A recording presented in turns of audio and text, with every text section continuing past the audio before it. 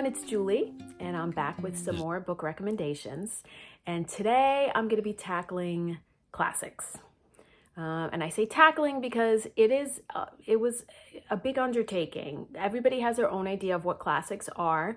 And just like movies, not everybody agrees with the movie that wins Best Picture. Some people think others are better and things like that. So you may not agree with some of the choices that I'm going to make here.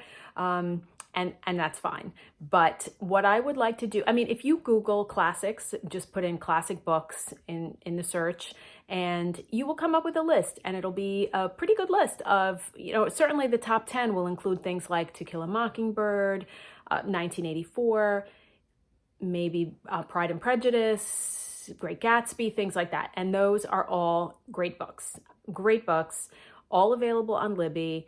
If you haven't read To Kill a Mockingbird, what are you waiting for? Just now's the time. Go do it. But what I would like to recommend are books that are a little less obvious, maybe.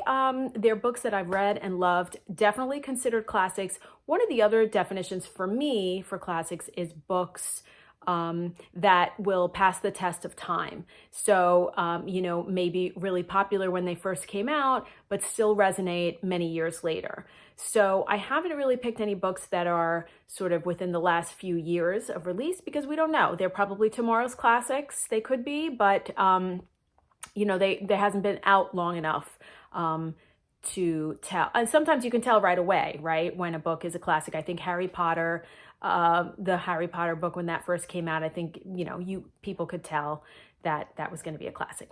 Anyway, so the books that I have chosen are books that I will say, don't just read them because they're a classic. Read them because they're enjoyable and they're good, and you will feel fulfilled when you've read these. So the first book I'm going to recommend is East of Eden by John Steinbeck. And there's a couple of books on my list that fall into this category of books that when you hear it, if you haven't read it, you think, oh no, I'm not going to like that. I am not going to like that book. If you're like me anyway, I was like, no. And then I was like, where has this book been all my life? It is a long book. But what else you got going on? It tells the story of two families, the Trasks and the Hamiltons, and it takes place at the beginning of World War I. And it's a family saga. It is got a little bit of everything. There's drama, there's a little bit of mystery, there's a little bit of romance. The writing, John Steinbeck, the writing is amazing. It's almost like sitting with, say, an uncle who says, let me tell you the story of the family. And you just sit down and you just take in the story. I definitely recommend East of Eden for sure. The next one I have to recommend is a book called A Prayer for Owen Meany by John Irving. And I'm just going to read the blurb from the back of the book. I have it on my laptop behind the camera, so that's what I'm looking at. In the summer of 1953, two 11-year-old boys, best friends, are playing in a Little League baseball game in Gravesend, New Hampshire. One of the boys hits a foul ball that kills the other boy's mother. The boy who hits the ball doesn't believe in accidents. Owen Meany believes he is God's instrument. What happens to Owen after that 1953 foul ball is extraordinary. Now, this is when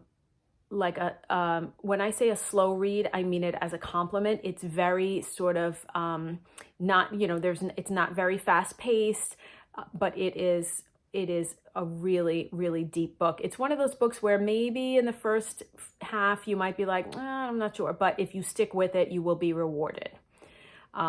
So that's that. The next one I have is A Tree Grows in Brooklyn by Betty Smith. This is just a fabulous book. The title, I just love the title of this book. We know many trees grow in Brooklyn, but just back then, this takes place also in the early part of the 20th century. It's semi-autobiographical, and the character, her name is Francie in the book, and she basically relies on her imagination and her love of reading to get her through some really, impoverished days she has living in a tenement in Williamsburg. And just it's basically watching her grow, and it's a really it's poignant. It's really, there's really no other word for it. It's a beautiful, beautiful book. So that's A Tree Grows in Brooklyn. This is the other book that I would say falls into the category of, yeah, no, I'm not going to read that. Why would I want to read that? That doesn't sound interesting at all. And then, you know, wow. It's The Good Earth by Pearl Buck. Now, there's a few phrases that when I hear, if I'm perusing, looking for a book and I read a little blurb and I hear certain things, I just walk in the other direction. And this is a tale of a Chinese peasant farmer in the late 19th century. So, I mean, just that whole phrase, it's not my thing, right? But this was picked for book club, for my book club years ago. And oh my gosh, it's about the farmer, and his name is, Wang Lung. And he is a peasant farmer, and he farms on a piece of land that's owned by some rich people, and the rich people become addicted to opium little by little. And he just works so hard, the farmer, and he's able to buy little pieces of land. And, you know, I don't want to give too much away, but, you know, it's a saga, and it's just, the hero of the book, by the way, is his wife, Olan. And she's like his long-suffering wife, but she just is a hero. And I love this book, The Good Earth by Pearl Buck.